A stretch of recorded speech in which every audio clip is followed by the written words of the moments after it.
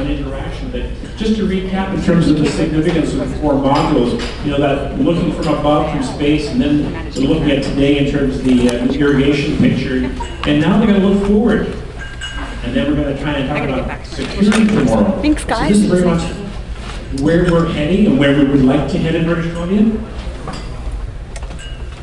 So I kind of view myself as the warm-up act for Bob Sanford, our keynote speaker number 2, because in my, I got about 10 minutes, so I'm going to elaborate a bit on what the partnership is doing in the Georgia Basin, that other big watershed where 75% of the population of British Columbia lives. And for those from the interior who don't kind of identify with that phrase, Georgia Basin, well, that's the east coast of Vancouver Island and the lower mainland region rather. So that's 3/4 of the population of the province. So our theme is create a future in harmony with water balance, and really that's the theme that's percolating through all the presentations you've heard, is how we interfered with the water balance and the consequences. So in terms of how this module is organized, yes, I'm a warm back for Bob. Bob has been revamping his speaking notes all through the morning and all through the lunch. He's worked very hard. He's improvising in terms of customizing to what he heard. And we're going to conduct this time kind of 50-50 between Bob sharing and really building on his latest book, The Climate Energy Nexus. And then we'll have that interaction time with Bob. And then to round out this module C, Tim Pringle is going to introduce 3 words to you: ecological accounting protocol, and that'll be one of your many takeaways from today. But in terms of, you know, especially in the urban environment, the legacy of what we have historically done, and I can reflect back to those days in the 80s when the Ministry of Municipal Affairs at the time introduced a standard set of bylaws, and I can say to people, what we did in 1980, we blew it, and we spent the last 15, 20 years changing our practices. And so, again, to repeat myself, the natural water balance is out of balance. And it has financial and level of service and life cycle impacts. And the reason I emphasize those words is because after all, you know, here I have been a practitioner for 40 years, and it's taken me this long to figure out that, you know, the highfalutin words just don't cut us in terms of decision makers. The last couple of years we've been able to frame things in terms of money as a way of getting a point of departure. And it's starting to change the way people think and the way they behave. So again, from a personal perspective, in terms of as I reflect on what we have been doing, you know, it's taken more than a decade. But, you know, we do have a policy program and regulatory framework in place in British Columbia. It makes it possible to achieve water resilient communities. It makes it possible. And so in terms of, you know, 3 defining years, 2003, that's the teachable year. For those from the Okanagan, if I say 2003, what's your first image in your head? Fire, right. Because that was a wake-up year for British Columbia, the entire province, because we had drought, we had fire, we had floods, and Pine Beetle just kind of exploded in terms of, you know, the impact, and that, you know, I wouldn't be here today if it wasn't for 2003, because that set in motion a whole bunch of stuff. 2008 we call it the call to action year, because that's the year that Gordon Campbell did 2 things. One, he championed Living Water Smart, BC's water plan, and he did something else, a post-it note, which became Green Communities Initiative. So that was the beginning of really getting a high-level policy, which we'd been waiting for 5 years at that point. And in 2014, 3 game changes. I call them the 3 game changes that enable action. But clearly, the Water Sustainability Act is a game changer. You know, it's setting things in motion. Development Care 2014 just doesn't get the profile that it deserves. And I think part of the problem is the people who have championed it have retired, and nobody's replaced them. But you know, did Andrew? Yeah. But that really pulls together a lot of the environmental protection legislation and objectives, all that kind of stuff. And so that's an important document. I try to remind people how important Development Care 2014 is. But the real linchpin, the game changer, is Asset Management for Sustainable Service Delivery BC framework. The reason that's a real game changer is because it's linked to the province's grants program.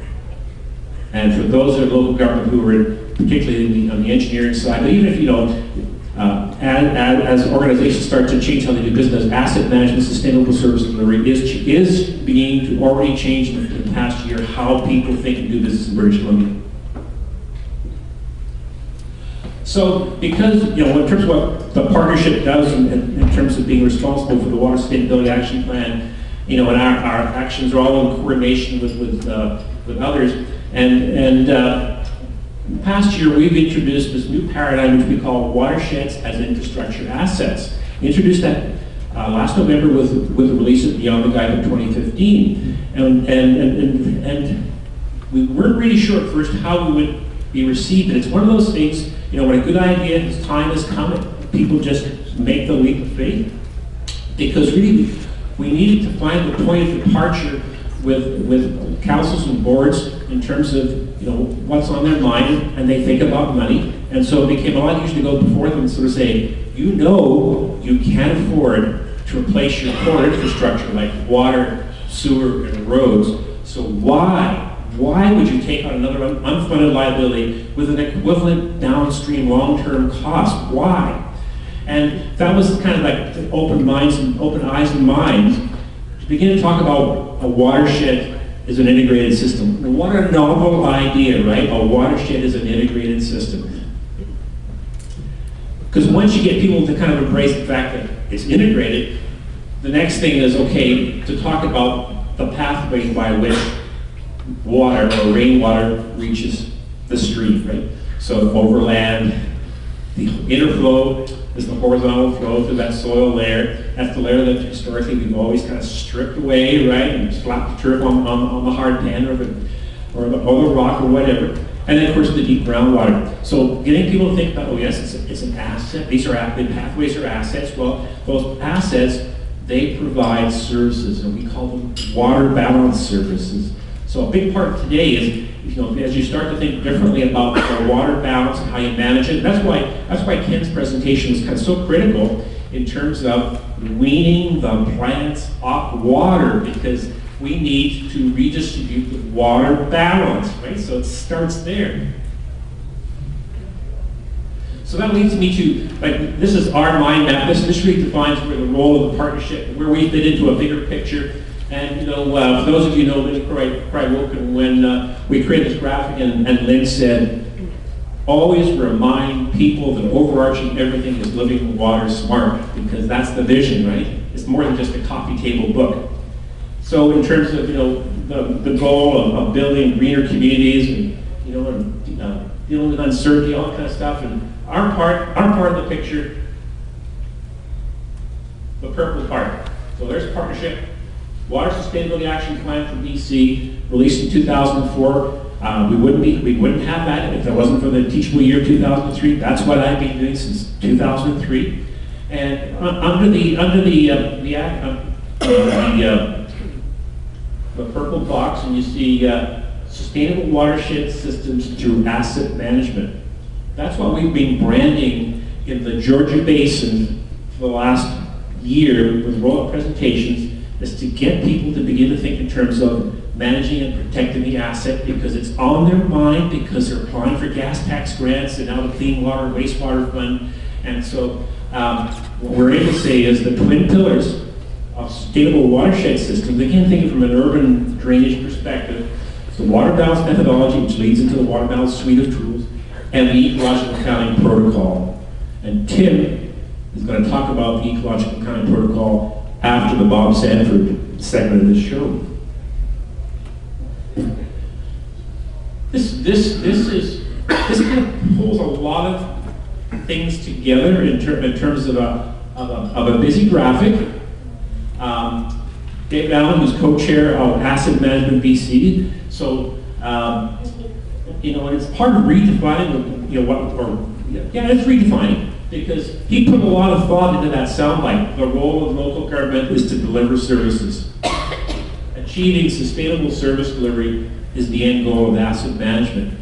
So, you know, a couple of years ago, people didn't think in terms of sustainable service delivery. So in a sense, you know, the whole asset management approach in British Columbia has been building on the Australian approach, but British Columbia has leaped ahead of Australia because we've moved from just doing an inventory of what exists, was built, to moving towards sustainable service delivery and not talking about the assets, but what are the services those assets are providing, which gets you into all those kind of questions about levels of service, et cetera, et cetera. And I think ultimately, Michael, it starts to bring us back to setting things up to integrate, you know, the blue ecology, the different way of thinking, everything we've been hearing this morning.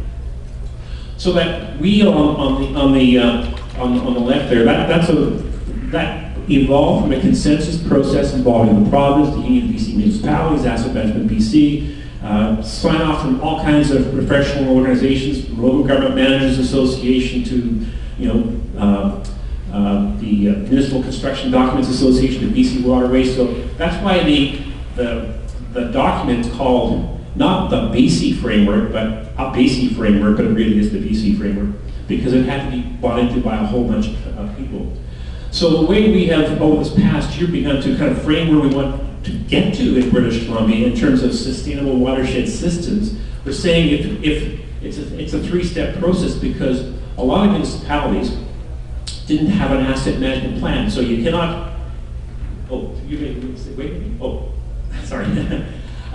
If you didn't have an asset management plan, then you can't make that leap all the way to step 3, which is sustainable watershed systems. Really where we're at right now is local governments, through the granting process, are being encouraged, if they want the money, to start moving forward on steps 1 and 2. What we're trying to do right now in terms of the Partnership for Water Sustainability is get them ready in terms of where they need to be a couple of years down the road in terms of thinking of sustainable service delivery and the drainage function and how a watershed is an integrated system, how the pathways themselves are assets, how those pathways have water balance services. So that's where we're heading. And as I said before, the game changer, the linchpin, is the BC framework because, to use a trite phrase, money talks. So, Bob, that's the long-winded warm-up. I hope that, you know, it's always tough to be the after lunch speaker. So this way, Bob, you're the second speaker. They're suitably warmed up for you. And before you came here today, tell me, how many people have read a Bob Sanford book? Come on. Bob, look at all the hands. That's a good sign, Bob. Are you ready? Anyway, I'm pleased to know, Bob, as you walk up here, I'll kind of give you more of your introduction because he's still busy writing. Bob is an author and a water champion. He's written many books. He started out as a naturalist and became a water guy. And it was all because of the grizzly bears, right? You gonna tell that story? No, get right into it. Okay. Bob, take it away.